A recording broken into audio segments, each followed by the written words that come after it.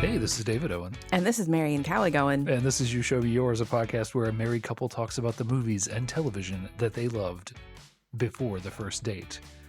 And this time, I was made to watch Save the Last Dance. Yes, it's another one in my library of movies that I'll watch anytime because it's about angsty teenagers who dance their feelings out. I've mentioned before, I'm a sucker for any movie with dance, mostly because I can't dance at all. And I love watching it in movies.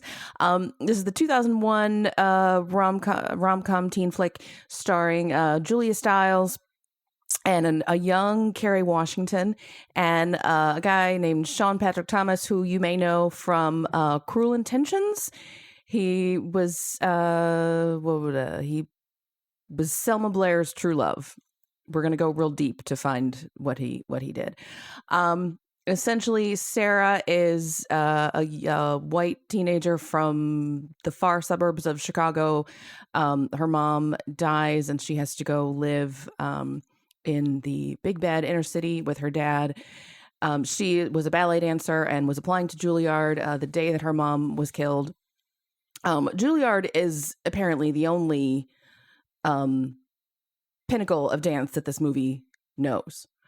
It's the only one, as far as I'm aware. Yeah, which we know from Center Stage that Indiana has a great dance program, but we're not considering that. Anyway, so she loses her mom and her dream of ballet in the same day. So, there's some grief going on, but does she have counseling? No, there's no time for that on the South Side.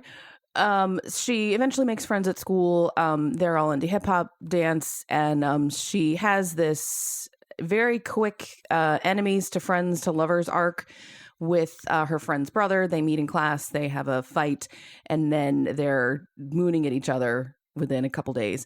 And he is everything in one person. He is a good student. He's good with his nephew. He has a part-time job, and he is a good dancer, and he's on track to go to Georgetown and then medical school. Or he may be on track to throw it all away. That's true. Yes, but if only it would only take one step. Yeah. But he notices that she's got dance talent. She can't dance hip hop, but maybe if she's instructed the right way. And he teaches her to dance, and they end up becoming a thing.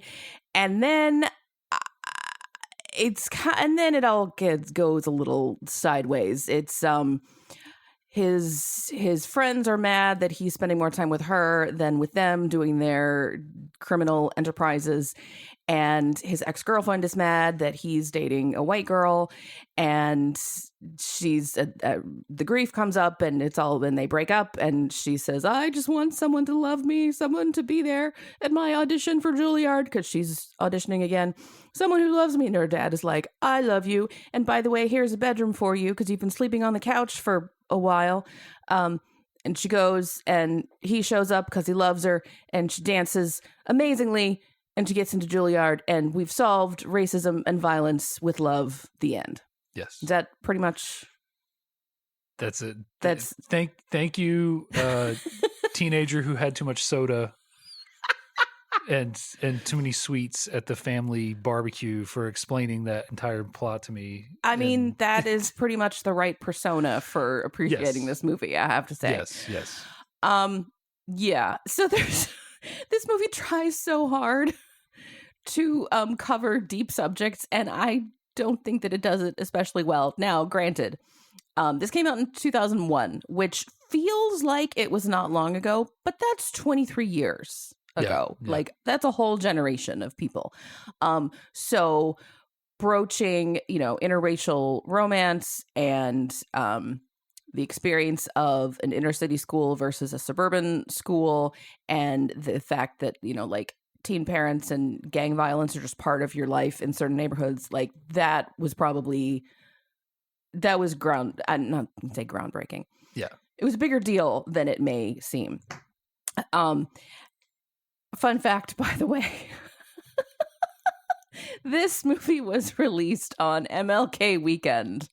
of 2001, which may or may not have been on purpose, but I feel like that is the production company being like, we're doing something. Yeah. We're making a statement. This is the future that Dr. King wanted. Right. For young white girls to dance hip hop. And have her own blend of ballet and hip hop. No one's done that before. Yeah. Alvin Ailey, who's he? We've got Sarah Johnson doing her thing with a chair. Yeah, the other fun fact about this, so the director is Thomas Carter, and Dave always knows the background of all the directors of the movies that he brings up, but I never do. So I thought, let me look at his IMDb and see what else he's done. And he's done a lot of, mostly TV episodes, going back to the series of Fame, which Dave appreciated as a nice and an unintentional symmetry. I don't think I've ever seen the movie or the show. Oh, Fame is great. All I know is I'm going to learn how to fly high. But Thomas Carter also directed Swing Kids, a podcast favorite that we did, I don't know, a year or more ago. A year, I think. So, yeah. And I don't remember if we commented on his history then, but so he has a thing for teenagers and dance. Apparently. Don't we all? I mean, I do, for real. Yes. So, yeah. Okay, so small things first. So Sarah, at the beginning of the movie, is she's on a train going from her hometown of Lamont, Illinois, to Chicago. And right away, I see this and I'm like, no one from Chicago was involved in creating this movie. Because for one thing, she's on a Metro train, which is a commuter train, not Amtrak. Like there's like this, if you're in the city, you take what's called the L. And if you're coming from the suburbs to the city, you take the Metro. She arrives and her dad says, oh, how was the trip? She says, oh, I slept most of the way. You can't sleep on a Metro train. There's like 20 minutes. This is not, in Lamont to Chicago was like 45 minutes. So also, she barely sees her father. Her father has to work real hard for this distance between them if he's 45 minutes away. Now, some fathers really do. I don't know. But already, like, this is not realistic. And it turns out that this substitution geographically was sort of a last minute thing. The original script called for Sarah and her mom to live in Pennsylvania and her father's in Baltimore. Where in Pennsylvania, I don't know. There are parts of Pennsylvania, I think, that are pretty close to Baltimore and parts that are obviously not. So, but I really think the Chicago part is just subbed in at the last minute. But anyway, it just makes me giggle as I can't say I'm a Chicagoan, but I'm from close enough to there. The other part is because it's Chicago, it's cold all the time. So the entire movie, anytime they're outside, they're all bundled up in coats and hats and everything. And so you have no idea how long any of this takes. Is this happening in a month, 6 months? Could be either. I don't know. Yeah, a lot of stuff happens in this movie. Yes. A lot of stuff. And it seems like it happens all in about the course of a week. Yeah. I mean, it could be like, this could be like a year, but we have no idea. But anyway, so when it starts, she's on the train, and then the whole death of her mother thing is in flashbacks, which I always find odd. But anyway, she has a friend at this high school in Lamont who cracks me up because she has like 2 scenes in the whole movie and she makes the most of them. She is such a small town Illinois girl. First, she has this super strong Midwestern accent. Did you pick up on that, Dave, or does she just sound like a random? Yeah. And it's the way she says Lamont. It's that, I don't know what phonetically we call that, but the it's not nasal. It's something. I don't know. And at one point, Sarah's on the phone with her, updating her about, what's going on in school, and the friend is like, did you see anybody get shot yet? It's been a drive-by, which there actually is a drive-by later in the movie, couple drive-bys. It's extremely what people in white suburbs, Lamont is kind of a rural suburb, like it's way out there, what people in the suburbs think happens in the inner city. And there's people in my hometown that probably think all of Chicago is like that. I don't live in the suburb of Chicago. I didn't live in the suburb of Chicago. It was, I don't know, a little bit farther out, what they call an exurb, I guess. But still, that same kind of thing. So that part of the writing of that part and the way that the actress plays it, like, oh, chef's kiss. Perfect. Do I wish there was less of that perspective? 100%. Oh, yeah. But I was like, I see you. I recognize that. That's, yeah. Well, and then after that, we don't see that girl again. So, yeah. But I also love the fact that our main character is coming from that world, but is, magically doesn't have to struggle with going to a school where she's like one of 6 white kids. no. She's already accepting and is unjudgmental, unlike her apparent best friend. Yeah. Who stops and prays in the middle of the hall at school. Like, oh, God. Well, she has this awkward thing. So Kerry Washington befriends her. And chenille is her name. Chenille, like the fabric, which is one of those things where, like, that's a lovely word. Why has that not been a name? Well, it is a name now. So, and chenille has a baby who is, I don't know, 10 months old, I guess, ish. Now that our son is a teenager, I've lost my radar for ages of infants. I'm like, I don't know, could be a newborn, could be 4. It's all the same to me. Who knows? And it takes Sarah a minute to adjust to this. And then she's talking to Derek, Chenille's brother, and she's like, do you have a kid? Like, and she's like, I don't know. Doesn't everyone have kids here when they're 15? And he says, no, do you? Like, But, however, on the other hand, I don't think that having a baby as a teen needs to be a moral judgment on anything. It's just you were a horny teenager and you didn't have contraception, which happens everywhere. Yeah. So, and he has this whole thing, this prior romance with the bad girl, Nikki, and don't tell me they were not sleeping together. So he's just lucky that he doesn't have a kid, because I don't trust that girl to keep up with anything. Anyway, sorry, I'm all over the place because I've just seen this so many times and I just love it so much, even though it's not really a good movie. This whole thing whites plains so much. Despite its, open done King Day weekend, this was made for white teenagers, not for black teenagers. And I actually think a lot about how Sarah has these hard truths told to her, and she's just like, no, that's wrong. That's not right. Yeah. Like, so Nikki, the bad girl ex-girlfriend, hates Sarah on sight. And at one point says to her, you're taking our men. You have everything else. You as a white girl have the world given to you. Why do you have to take our men too?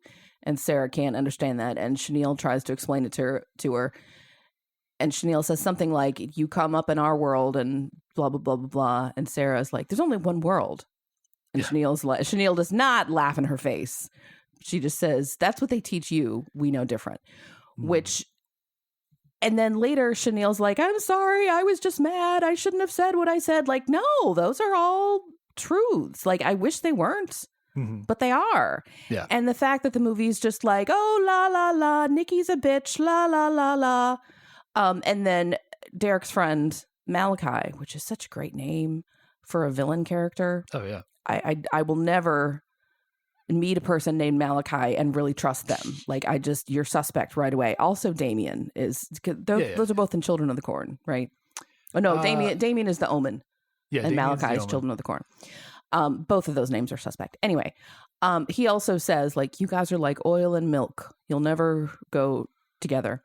Has anyone tried mixing oil and milk? I don't think that would go well, but you never know. Oil and vinegar, on the other hand, they don't mix exactly, but they make a delicious salad dressing. So anyway, he's not wrong. Like, I don't know. I'm not saying that no one should date a person of a different race, but it is more complicated than you would like to believe, I think. You're gritting like I'm talking myself into a hole. No. Yeah, I think it's a sort of a naive late 90s, early 2000s, Yeah, it's viewpoint on colorblind like stuff. right that Yeah. we are colorblind. Yeah. We're getting past racism, all that sort of stuff. Yeah, like I think it's and I think it's also it's a little bit on both sides. Like she is portrayed as naive for not seeing the divide, and then I think the other side is portrayed as maybe seeing a little bit too much of a divide, with Derek being like the character in the middle Mm-hmm. who is like, I love who I love. Yeah. Like I think that they're trying to show the naive white view that everything's colorblind, and Mm-hmm. the other side being, Too strict. it's too far harsh. in the other Yeah. direction, right? Yeah. And it's this I think this movie's got a lot of different things it's trying to say. It's a lot, but I think jammed in one here. of them Yeah. I think is like, love who you love, and don't let these Yeah.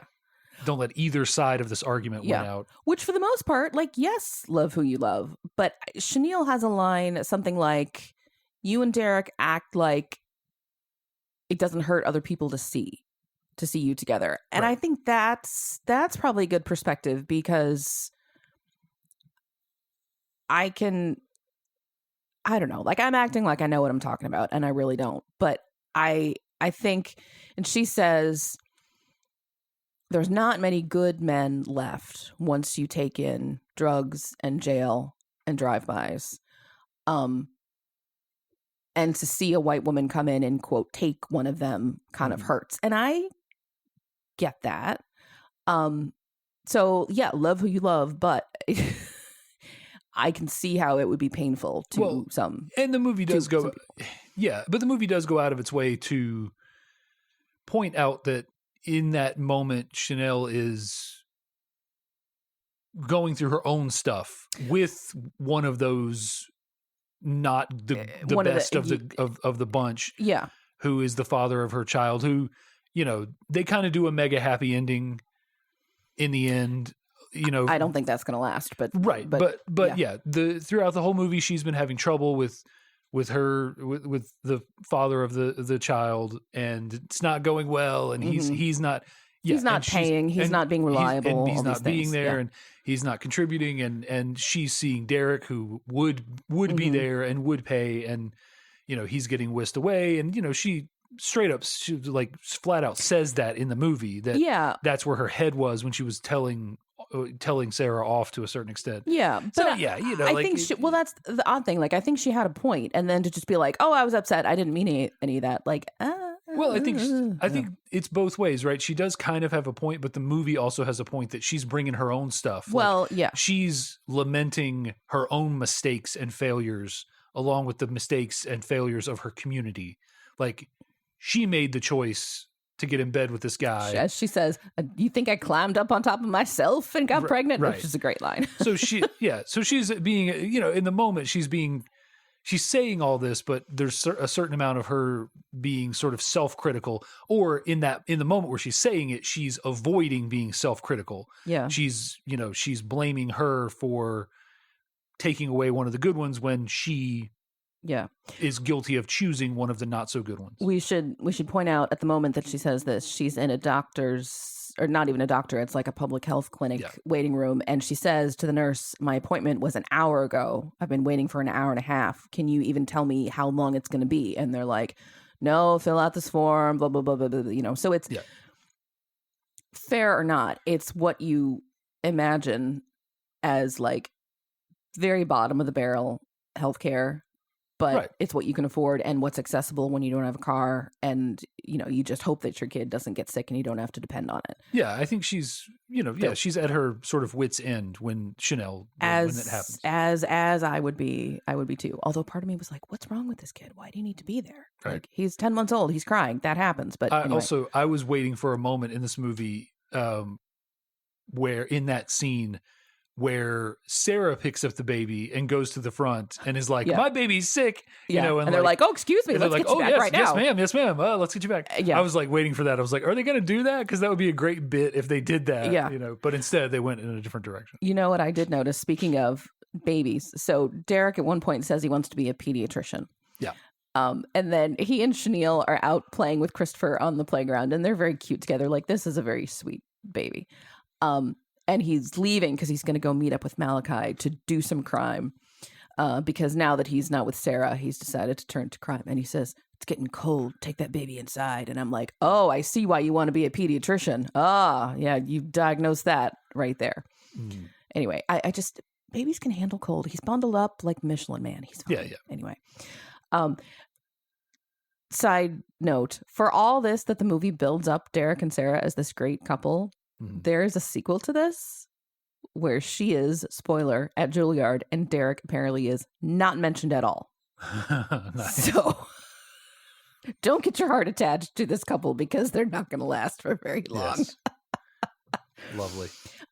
Speaking of Juilliard, We're okay. I told you I'm bouncing all over the place. Yes, like yeah, I have a lot of things. Someone somewhere was speaking of Juilliard. I was. She's know, at Juilliard at the end.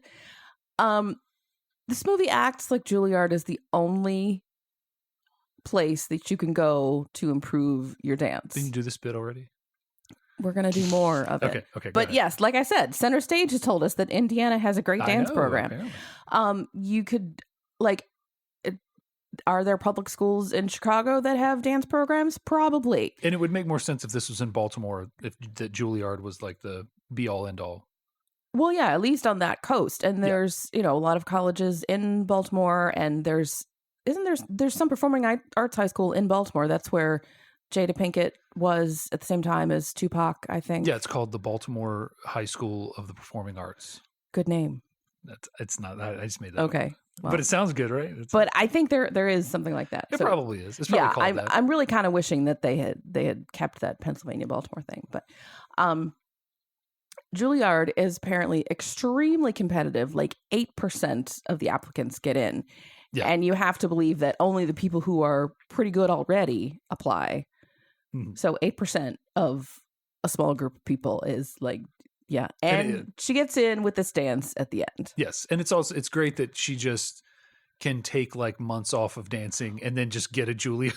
Right. When she audition. Already applied and did not failed, get in. Well, and she does this thing where she's like, I'm out of shape and it hurts. And we see her taking one ballet class and then she's like, I'm good with the ballet. It's the other stuff. She's got to do like some exercises of classical dance. They hit the classic thing. Like, it's a movie about ballet. What do we need? We need like her stretching, twirling, and then a scene where she is taking off her shoes to a bloody toe. We're going to show the feet. Yeah. Yeah. It's always the bloody feet. Yeah. But she gets back into shape with, as far as the ballet stuff real quick. But riding a bike. Sure.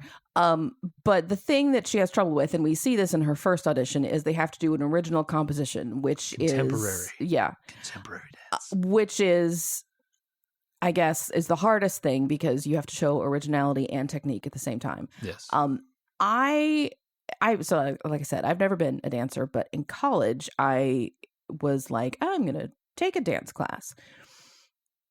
And I thought, I'm going to take modern dance because that'll be easy because there's no ballet components to it. Well, first of all, there are. The instructor is like, and put your feet in second position. And I was like, So it's built on the ballet stuff, but it's other things. So it's not just, throwing yourself around the room. I was an idiot and didn't know. But yeah, modern dance really depends on you having that technique and the creativity together. And so from a dance perspective, she needed this exposure to other forms of dance to really come up with this beautiful, quote unquote, piece at the end, which I know nothing about dance, but people who do have dissected this final dance ad nauseum, and they universally are saying this would not get you into Juilliard. This is not the flex that you think it is. It seems very high school. It reminds me, which is appropriate, but it reminds me of the SNL skit where it's the teenagers in the theater group. Yeah. And I can't even remember one of their lines, but did you think that I had AIDS? No, I had racism. Whoa. Yeah. Okay, I see. You're very deep. I get it. Yes. You're dancing with the chair. Okay, sure. Yeah. Yeah, no, yeah, I mean, I don't know. It makes the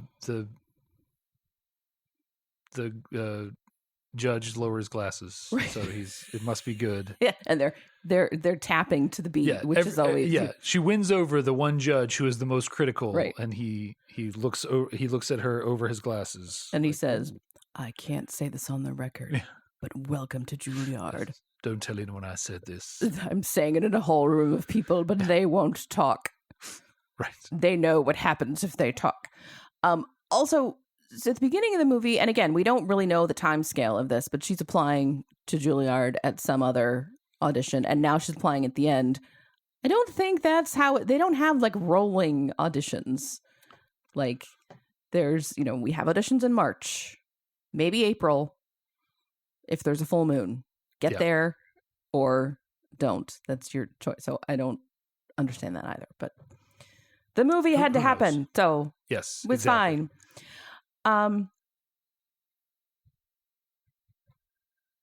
What else you got? I've run out of. Okay, so yeah, you had not Lord. seen this before. No. What are your thoughts? I'm sorry, I It's- just talked and talked and talked and talked. That's fine. You have so much more to say about I it. do, I really do. It's silly. It is like low level, for white people, Hmm. racism is, defeated by the end, and Yeah. it's very white saviory. Yeah. Not, I mean, not exactly like she doesn't come in and like save the community or anything, but with her dance, but yeah, it's I would love to see a movie based on that. oh yeah. But yeah, it's very silly. It's, everything is a ton of problems happen and Mhm. all get dealt with. Like this is, we've said this a few times, but like this should be an 8 episode Mhm. mini, because she's got so many problems Mhm. that she deals with, like, and you can just tell from the very beginning of the movie. I was like every time they introduced a character, like the only thing that didn't happen that I thought was gonna happen was some kind of like approving nod at the end from what's her name, the villain character. Oh yeah, like- she just disappears. Like just seeing her dancing at the end, and then cut over, and I had 2 scenarios. One was cut over and she's with a white guy, Yeah. and and then says to camera, "If you can't beat him, join him," and then they start dancing. But the other scenario was that like they pan over to her and she's she is maybe with some other guy, and just kind of gives her like a "you're all right with She's me" like, kind of nod, like, yeah, Nice moves. good nice moves, white girl, Yeah. or whatever. Yeah. That was the only thing that the bully didn't have some kind of either ultimate comeuppance, like, oh, she got expelled from school, or Mhm. there was nothing there. But everything else was, she's obviously going to go back to ballet. Yeah. She's going to, her deadbeat dad is going to become a good real dad. father. Yeah, a real father. Because that's how it works. Because she right? calls him by his first name, so I was waiting for that moment too, where she called him dad. I don't think she does that. Yeah, I don't think she does I was either. waiting Yeah, for that would have like, been after the room, or sorta- like whenever he's like, "Are you ready to go?" She's like, "I'm ready to go, Dad." Yeah, Like, yeah, a very 80s Wait, like because he close up. even of has it, a yeah. speech about that, of like, how he can't make up for that and stuff. But yeah, it was a very like, we're gonna set down like 5 or 6 problems for this girl, and they're all going to get resolved by the end of this movie. Yes, and they're all, and the Malachi, who is Derek's best friend, is neatly arrested because his gang attempted drive-by Yes, goes wrong, and they're in a car crash, and the car blows up. which is hilarious, by the way. Yeah, was that supposed to be like the other guys are shooting the gas tank? I guess, but like, I mean, it was an older car, but like, for those of you who don't know, who might be too young, there was a period where the most cars had their gas access underneath the tag on the back of the car, so you'd fold down the license plate, and that's where you put your gas. So it was very popular in movies and stuff to shoot at the back of a car and for it to explode, even though since then, Mythbusters and other, Yeah. other similar myth busting groups have shown that you can't really shoot the gas tank of a car unless you're doing it with like incendiary rounds or something, like tracer rounds or something. Also, you'd have to have very good aim, and those dudes were not. Right. You know. So yeah, they're driving away after this, and yeah, a couple guys come out, and like one of them's laying on the ground, like just I think he's blasting shooting off. as he's falling. Yeah, like, and yeah, then the rear of the car, the gas tank explodes and they crash. It's like it's the most hilarious movie sort of thing ever. Yeah, because you could have just as easily like had the driver shot, because they're wheeling away a guy who has a bandage on his head. Like you could have just easily had the driver shot and he wrecks into a. But they're like, no, we've got the smallest little pyro budget. We're gonna blow it here. Well, I think so. Just like the movie makes some points about, you know, an interracial relationship is maybe not as easy as you would like to pretend it is. You can't be colorblind about it. Like, so Malachi and Derek have been friends for a long time, and Derek used to do, I don't know, like petty juvenile mischievous stuff. But at some point before the movie starts, they were robbing a liquor store, and they run in different directions, and the police are nearly on Derek, and Malachi, for whatever reason, draws attention to himself. Yeah. And so he goes to juvie, and he doesn't give up Derek, and it's presented as, and he never would give me up because he's my friend and we're loyal, and that's, you know, but like clearly Malachi bears a grudge. So I would not hold my breath about him keeping this secret forever. Like, you know, but he gives this speech to Derek about, like, you know, you have the brains and you are going to go to med school and, you know, do brain surgery and shit. Like he's, you know, he says, I don't have a 10.0 GPA like you did, which is great. But all I have is respect. And my name, and I got to defend that. And it's sort of a little unclear what he's doing. I think he catches someone dealing drugs in the club that they're at, and it's like a turf thing. And it's never really explained. He's dealing drugs, and someone else is dealing drugs in his area. Yeah. And he's got to, you know, they're going to overtake his area if he doesn't push him back out. Yeah. And it's all this, you know, escalating. Like, you know, they have a fight in the club, and then the other guys come and shoot at them when they're playing basketball, and he's got to, you know, blah, blah, blah, blah. But I think all that is true. Like, I don't think that anybody joins a gang just for fun. Like, I'm going to shoot up a playground for shits and giggles. Like, there's a core, I mean, there's some core need that's being met by a gang membership, by turf wars. It's not that you want to. No one goes into it saying, I'm going to destabilize my community. I'm going to kill other people. So it's not that I think that Malachi is a good guy or any of his actions are justified, but I get it. And the movie just doesn't, like, he just didn't have a good white girl to love. So that's why he did that. Like, well, yeah. Well, I mean, the movie, it puts forward so many ideas that it can't flesh any of them out as much. Because what they're trying to say, I think, with the Malachi Derek relationship is, these are two guys who made two different choices, and Derek is trying to make the point that Malachi could make the same choice as him, that he could focus on school and Malachi is trying to make the point that he can't because he's not smart enough and he's not, you know, and it's trying to comment on how people feel trapped into gangs and feel trapped into a life of crime or or that they can't achieve. But it doesn't have enough time or resources to like flesh out this idea. Oh. You know, there are movies that do this much better.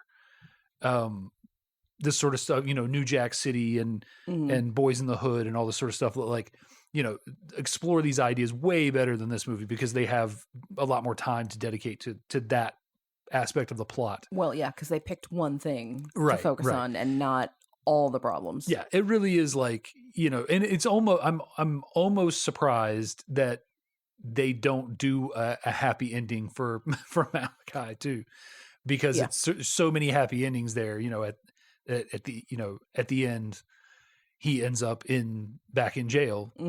We would presume, I mean, being carted away in a police car.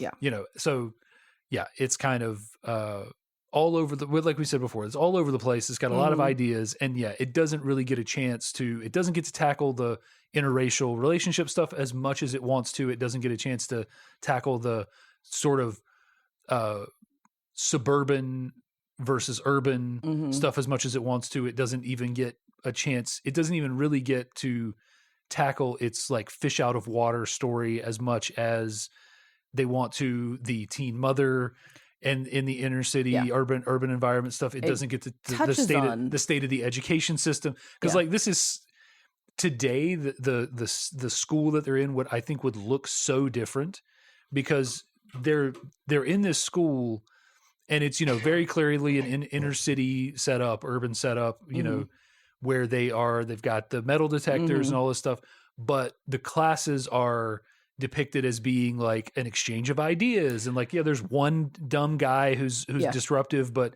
they're talking about, you know, writers that you would like, what are they doing? They're reading In Cold Blood in high school, which I certainly Truman didn't. Capote and all this sort of stuff.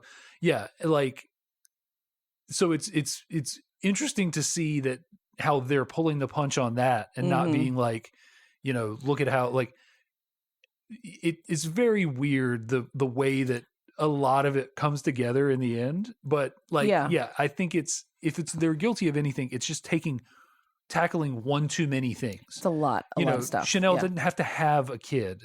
You know, the Malachi plot line didn't even need to be there. Like, they don't, you know, there's another movie for that. There's another movie for both of those plot lines that's better and can focus more on that. You know, they could have taken all the time for those two things and put more time into the urban versus suburban, fish out of water, whatever, like any of the other plot threads that are like crammed together. Like it does a lot of things and none of them especially thoroughly, which is too bad.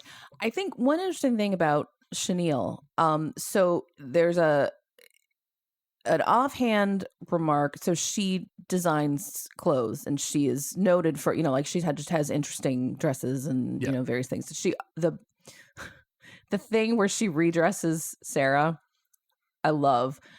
Sarah shows up to go to this club and she's wearing like a skirt and knee-high boots and then this sweater set.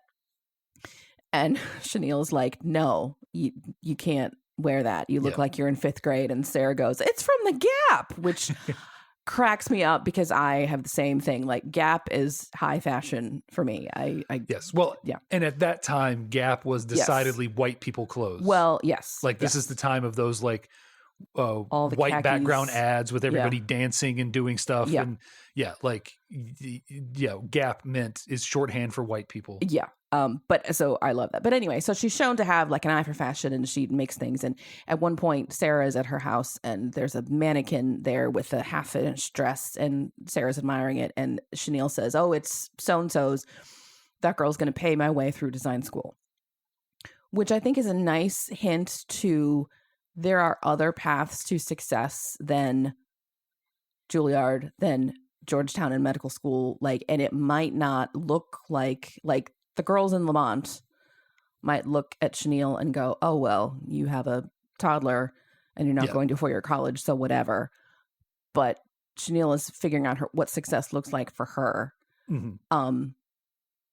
And I like her as a character, partly because she's played by Kerry Washington, but she just is smart and capable and forgiving. And, you know, she's over the moon for her brother, for his success, and she's welcoming, but she doesn't put up with crap. I would like an 8-part series about Chenille, honestly. But like I said, I like that it presents a path to success for her. Like, she gets to decide what success is. Yeah. So, and I hope that she gets that.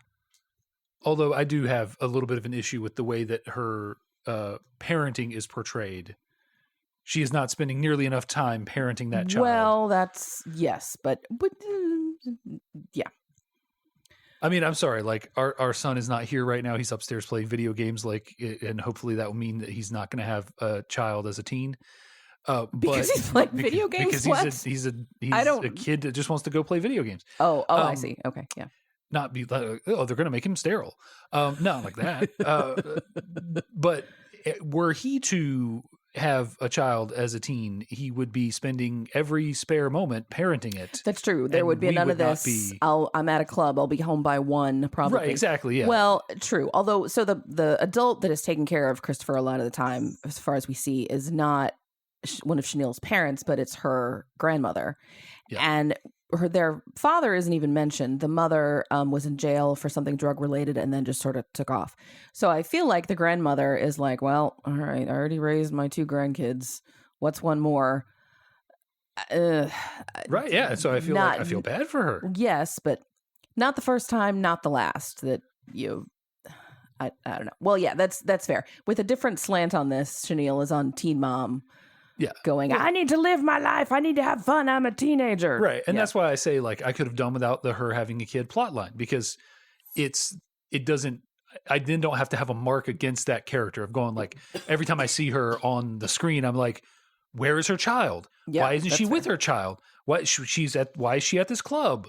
Why, That's it's not sure. it's not that's that fair. she's shown, she takes the She's kid not to a- the doctor. She's not a bad shown parent, but she's not changing the shown- kid. Yeah. Right. Yeah. She's not shown being as I guess she's shown being allowed to be a teenager. Mhm. And like,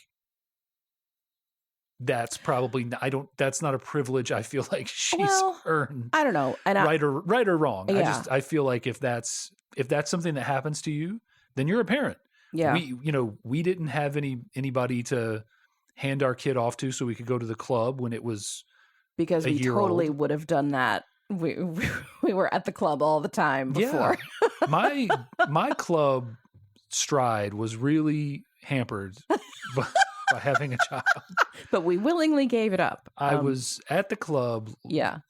less than once a year. Yeah. But Well, I don't know. And I hope I don't have to put my money where my mouth is. But I think I don't know. I think if you are a teen parent or even a young parent, like in your 20s, parenthood isn't a prison. Like, sure. parents of all ages need a break to do whatever it is that makes them happy without the kid. So, And especially a parent without a dependable partner. And that's the thing. I'm not saying this from any sort of position of authority. I don't know what it's like to be a teen mother in 2001 in Chicago. What I'm saying ultimately, without specifically saying it until now, is I want to see that movie. yeah. Like, I want to see the movie that is about her struggles as a teen parent. And but I'm watching a movie that's more concerned with Her having fun. 6 other Yeah. plot lines. Sure. And needs that character. It's just that when they're writing it, they're not going, oh, but Chanel should be with her kid. They're going, well, no, we need her for this scene. So of course she can go to the club until 1 a.m. because we need her for that scene. Yeah. So therefore, like, we just need her to have a kid for the shock factor of this one scene. And then they were like, oh, wait, now she has a kid. Should that affect the way that we write the rest of this? Nah.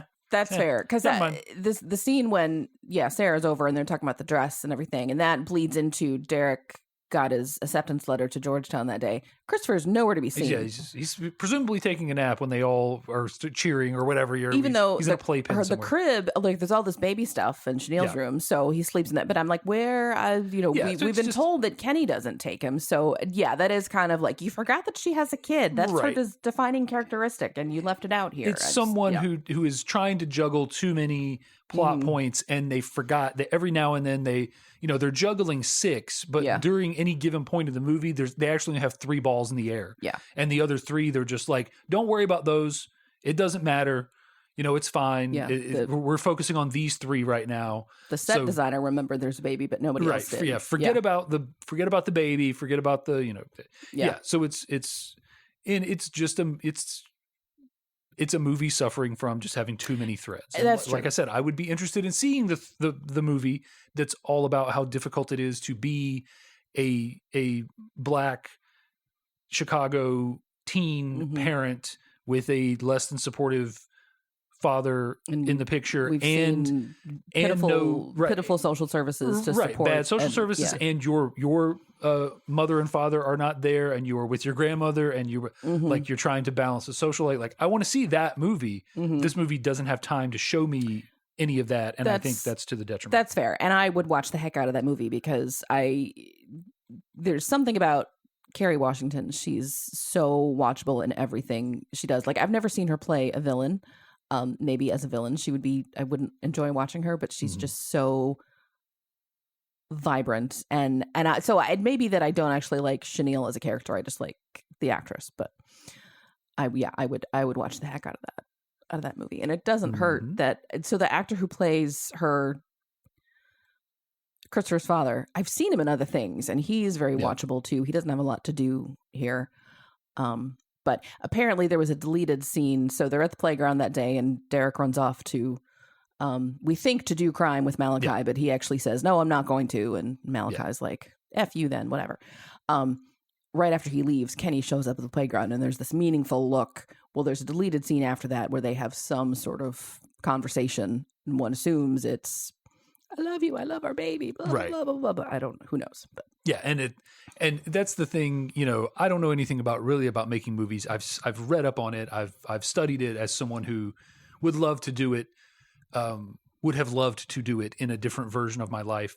But it's one of those things where as a director or an editor or a writer, you realize, well, we don't need that scene because we just put them together at the couples dance at the end. Yeah. And that tells you everything you need to know. Like, sometimes you just don't need to hammer someone over the head with like, hey, here's a scene where they literally reconcile. You can just be like, oh, they're together now, and trust the audience to go, oh, then they must have reconciled the kid thing. The meaningful look, and then they're together at the end. Okay, good.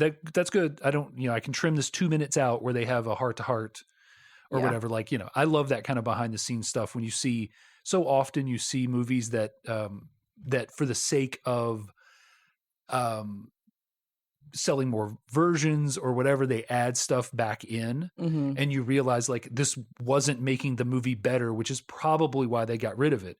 I think one of the most famous ones for me is a movie we did on the podcast, The Crow, which had this entire character named the Skull Cowboy excised from the movie under the pretense that it was perhaps too morbid given Brandon Lee's death, but also that it just weighed the movie down a little bit.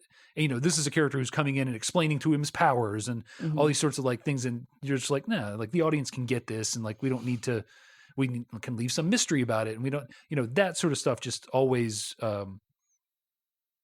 interests me. And even when it's a movie that I don't love, being able to hear a behind the scenes story like that of like, oh, they cut the scene out. And then like in my head go, yeah, if you put that in, it makes it more overt, but you take that out and you have these other bookends to it. And all of a sudden it makes sense without that scene. Yeah. People can interpolate stuff, but it would have been cool to see. But yeah, I think as someone speaking when I care about this character, I want, and honestly, as a parent who knows that parenting is really effing hard, and she talks about, at least the person you love loves you back. Like, she clearly, she loves Kenny. She wants some cooperation with him. Maybe she wants the three of them to be a family. I don't know. I want her to have that resolution, and I'd like to see it because I know that them dancing at the club is not actually resolution. So yeah, this particular time, this particular character and storyline, I would have liked to see that. But yes, it's interesting to see, like, when you have read a book and you see it made into the movie and you're like, oh, they took out that and that and that and that. And like, can you see how these things thread together? Yeah. And you can't just pull one thread because the whole thing falls apart. But if you do this one and this one, then it works. That's interesting to see. Yeah, and like a good example of that is famously there's an entire character removed from the Lord of the Rings movies called Tom Bombadil, who is a fan favorite, and there's even interviews with like Christopher Lee just being like, what does he add? Like, yes, people love him, but what does he add to the narrative? How does he move it along? He doesn't. Yeah. There isn't anything that happens in any scene with him that isn't accomplished elsewhere or is even needed to move the journey forward. So therefore, why do we don't miss him? If you didn't know he was there, you wouldn't miss him. You only miss him because you know he was there. Yeah. And the whole idea of stuff like that, I think, is an art that people don't get enough credit for, translating works like that and figuring out, like you said, which threads you can take away and what is that, when I pull this, it tugs this other one. Okay, so if I pull both of these out, now no one's ever going to know they were missing. Right. And we're good to go. Like, I think that stuff it's why good adaptations can be difficult to do. Yeah. Yeah, that's true. So, well, Did we forget anything else? I don't know how we could have because I talked a lot about everything. But I don't think so. I mean, yeah, like it's one of those movies. They were making a lot of movies from like mid 90s to 2005 or something about dance helping people overcome their problems, and this is one of those movies. I think also grief counseling helps people overcome their problems, but we're not going to talk about that at all because honestly, that's kind of boring. Just sitting in. That's not a fun movie to watch. No, it's not. Yeah. So would you recommend that anybody watch this? I mean, Kerry Washington fans, sure. Yeah. If you're just wondering about how well, if you wanted to know how racism was defeated, right, here it is. This is the documentary about it. And if you wanted to know about this new method of dance that no one had ever done before, hip hop and ballet together, this is where it started. Yeah, if you saw the video on TikTok of the lady demonstrating how to do hip hop dancing, the white lady that demonstrates how to hip hop dance, oh my God, and you wanted to see her when she was younger, this is her when she's younger. The hold that rap and hip hop and breakdance had on stodgy white people in like the 80s and 90s. Everything was, if we deliver it in rap, the kids will love it.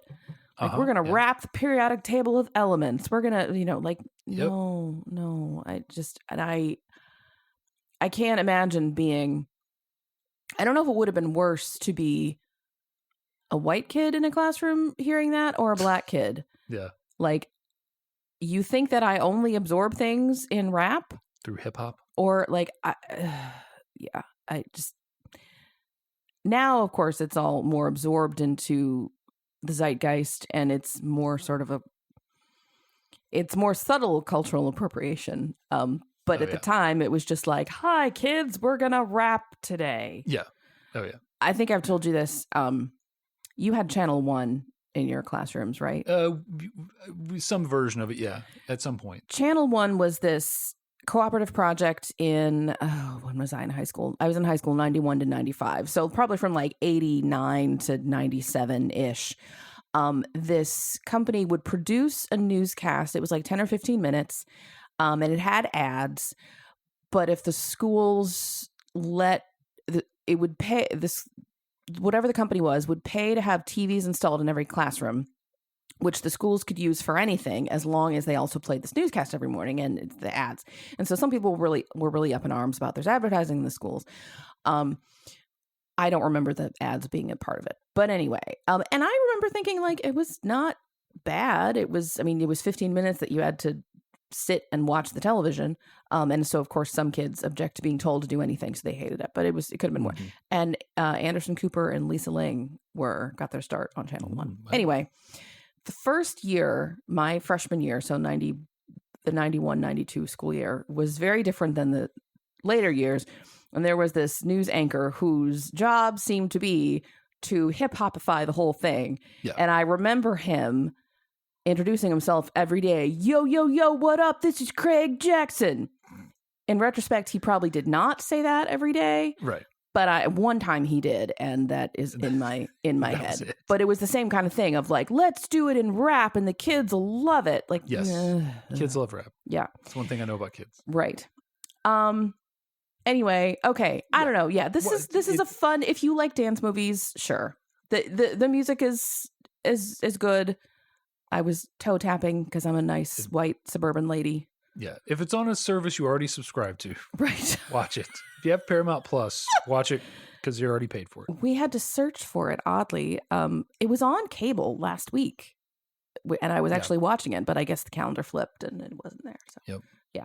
And if you just want to see the final dance, look around on TikTok or whatever, because periodically something comes up with people just ragging on it. And I would love to get an actual dancer's opinion on this. I'm sure. Yep. But she's no Jodie Sawyer. You can, in fact, take your eyes off her. That's what they call a callback, folks, to Center Stage. Anyway. Okay. Well, all right. We've thoroughly just thrown all the spaghetti at the wall on this. So, folks, we'd love to know what you think about Save the Last Dance. The title is never explained, by the way. I don't. Yeah, It's not one of those like they said the title. We don't even have not that. happening. So let us know what you think of this movie. Did you like The Final Dance? Are you from a town like Lamont where they believe that there's drive-bys in the inner cities all the time? I don't know. Tell us what you think. You can reach us in a couple different ways. You can send us an email or you can find us on Facebook. Our handle's the same for both. It's Why Some Why Podcast, Why Some Why for You Show Me Yours. We're at gmail.com. Or you can message us through Facebook. Also on Facebook, we post links to our newest episodes, also along with other fun things that we find related to the movies. There's new episodes every other Wednesday. So 2 weeks from today, no matter when you're listening, there'll be a new episode up there. And 2 weeks from today, Dave is hosting. And what are we listening to next time, Dave? Well, we've mentioned TikTok a couple times on the episode. Mm-hmm. Something that's been going around TikTok for me, my algorithm recently is clips from a lot of movies. There are channels on TikTok that just show clips from movies. Yeah. And basically, if you watch enough, you can almost see the whole movie just from watching their clips. I've been getting The Help recently, which Yes. is in segments is weird. And so I've been watching a lot of those, and I came across a clip. And it reminded me that Tombstone is a great movie. It was a clip of Val Kilmer saying, "I'm your Huckleberry." And I hear that saying a lot. I never knew where it was from. It is great. It's a great movie. It's probably my favorite Val Kilmer performance. That and Mad Mardigan from Willow are my two favorite Val Kilmer performances. But it's a star-studded cast. It's great. A great movie. It's long, but it's a fictional pseudo true story about the shootout of the OK Corral. I think will enjoy it. Okay. I know nothing about this. So we will see. So it's going to be Tombstone. All righty. Not the pizza. Not the pizza. The Western. Okay. Well, we will see you in 2 weeks with Tombstone. In the meantime, this has been You Show Me Yours. Thanks for listening. Bye. Bye.